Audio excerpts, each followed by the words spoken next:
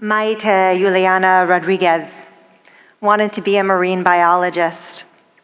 At 10, she already had her sights set on college, Texas A&M University, Corpus Christi. She was on the honor roll and was recognized as a computer wizard. Says her mother, if there was a picture of loving, it would be a picture of her. I want the world to know she was my absolute best friend. Maite was murdered in the Uvalde school shooting. One of 21 people, 19 of whom were children, innocent, defenseless, precious children who were killed alongside their two brave and selfless teachers. All were slaughtered in cold blood. And for what reason, we shall never know. A temple member recently asked me what I would say to the parents and loved ones grieving these unfathomable losses. My mind immediately went to the words of Rabbi Daniel Graeber, who in his book, Faith Unravels, A Rabbi's Struggle with Grief and God, writes, people ask, why did these things happen? And rabbis are supposed to have the answers. But in matters of trauma, there simply are no pat answers. For what words can heal a wound that has no bounds? Which phrases can mend a heart that has been smashed into infinitesimal pieces? What sentiments can rebuild a bridge of trust that has been blasted into smithereens? Rabbi Miriam Berkowitz writes, the Talmud says, when you visit the sick, you take away 1/60th of their pain. But it does not say this about comforting the bereaved. We cannot restore the loss or sew over the gaping hole in their lives. Storyteller Barbara Rush knows this firsthand, having lost both a child and a grandchild. Reflecting on her desire to comfort her children in the wake of their horrific loss, she says, if only we had the right thing to say, if only we could send the right package, write the right note, we thought we would be able to take away their pain. Then one day we discovered in counseling that we could not remove the pain. The pain is simply too deep, too inextricable to cut away. For many mourners, it is as elemental as breathing. And it is a fantasy to believe we can somehow cause such grief to vanish. Neither our words nor our presence can accomplish that. But that fact doesn't render our words or our presence superfluous. Our presence is critical, and our words, well, we just need to be judicious in how we use them. As Jews, we are obligated to comfort the mourner. Doing so is among the highest mitzvot in our tradition, for it is a zechut, a privilege, to sit in grief with another, and it is an honor to bear witness to their pain. In his seminal book, The Jewish Way in Death and Mourning, Rabbi Maurice Lamb writes, consolation is considered a God-like action, which all the children of Israel must perform. He continues, the warmth of such human presence is inestimable. When we attend a shiva or pay a condolence call, we remind the mourner, you are not alone, and you will not walk on this path on your own. We are here, and we will wrap you in tenderness and in love. Barbara Rush, the aforementioned storyteller grieving the loss of her grandson, explains the mechanics of consolation through a story. It is a story about an anesthesiologist here in New York. She writes, It was his job to give anesthesia to an 11-year-old cancer patient named B. But one day, B arrived with a bad cold. "B," said the doctor, "today I cannot give you the anesthesia during your treatment because it will make you sick. But I can hold you. And every time during the treatment when you feel pain, I will hold you, and we will get through this together." To comfort is to hold another person through their pain, to cradle them in our arms, to raise them up when they fear they haven't the strength to stand. Judaism teaches when we comfort another, we should lead with silence rather than speech. Rabbi Lamb adds, the strategy of true compassion is presence and silence, the eloquence of human closeness. Moreover, the first principle of comforting the mourners found in the major Jewish codes of Jewish law is that one should remain silent and allow the mourners to speak first. No matter how poetic our words or how beautiful the sentiments, they often cannot penetrate the grief that surrounds the mourner. While silence is preferable to excessive conversation with the mourner, there is one phrase we are encouraged to offer.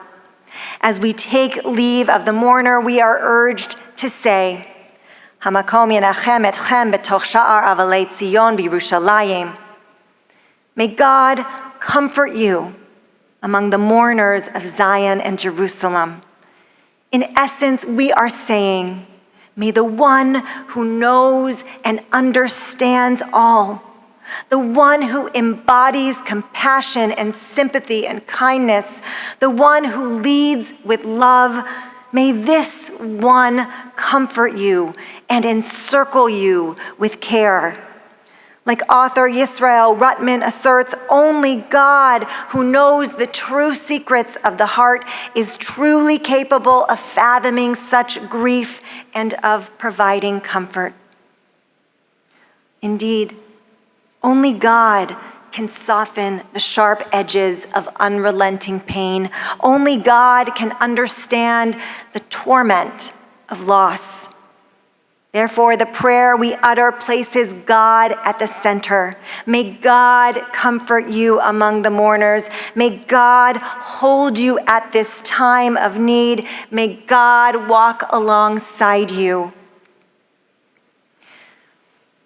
As we learn more about the precious souls who perished in Uvalde, about the beloved innocents like Maite, each person with their own beautiful, rich, powerful story, I can't stop thinking about the families and friends and loved ones, about their schoolmates, their neighbors, their coaches, their teachers, each one mourning a loss so profound and so unjust. I cannot even imagine where their grief ends and their anger begins. Listening to the parents and children testify on Wednesday at the congressional hearings on gun control was not only heartbreaking, it was heart-shattering.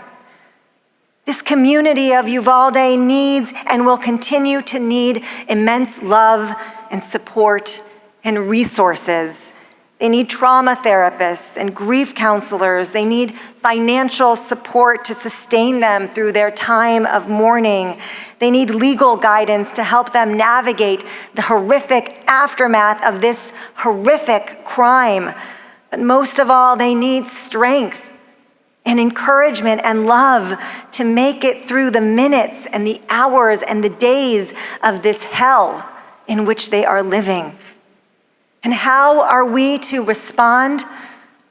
Perhaps we give of our resources to one or more of the many fundraisers aimed at supporting the families, first responders, and wider community of Uvalde. This is actionable. This is concrete. We may also respond by engaging in advocacy for gun control, by raising our voices and saying, enough is enough.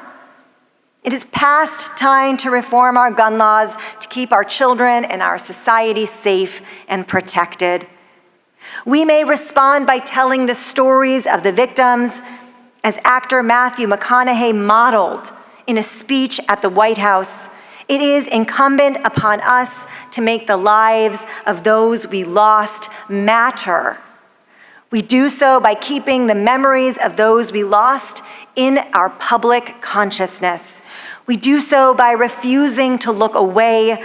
We do so by vowing to work for change. Earlier, we read from Parashat Naso, and we heard Rabbi Khan lift up the threefold benediction of our people, one of the most ancient blessings in our tradition. This blessing is offered from the priests to the Israelites. But though the priests may state the blessing, it is God's wishes they convey. Similar to the words we offer upon leaving a house of mourning, may God comfort you among the mourners. With the priestly benediction, the priests bless the Israelites with God's love and protection, God's grace and care. The recitation of this blessing is a beautiful moment in our Torah as we witness the priests share God's most tender wishes for our people, that they feel safe, that they feel strengthened, that they feel loved. While these words aren't typically offered at a shiva, they spoke to me as I studied this portion because they represent the fullness and vastness of God's love and protection. They offer every person who hears them a connection to a caring and compassionate God, a God who walks alongside us in our triumphs, but also in our tribulations. And so on this Shabbat morning, as I think again about the question of what to say in a moment of such profound grief, I turn to our Torah and I turn to God, whose abiding love and support are conveyed through these words. Yivarechecha Adonai v'yishmerecha. May God bless and protect the people of Uvalde, Texas, the bereaved parents and grandparents, their loved ones and neighbors, the surviving school children and teachers, the first responders and healthcare workers, the casket makers and funeral home workers, and so many more. May God bless and protect each and every soul who has been touched by this massacre. Ya'er Adonai panav elecha v'chuneka. May the light of God shine upon this town, a town shrouded by the darkness of grief and loss. And may God always be gracious to the mourners walking in those shadows. Yisa Adonai panav elecha ve'asem lecha shalom. And may the warmth of God's enduring presence bring all those who are suffering, all those broken and bruised, all those falling under the weight of unbearable sadness, all those yearning to see loved ones who will never return, all those longing for a shred of meaning amidst the shrapnel, and all those demanding that their loved ones not die in vain. Yes, may God bring these ever-deserving souls some measure of comfort, consolation, and peace, today, tomorrow, and always. Ken yehi ratzon, may it be so. Zichronam livracha, may the memories of all who perished forever be a blessing in this world. Amen.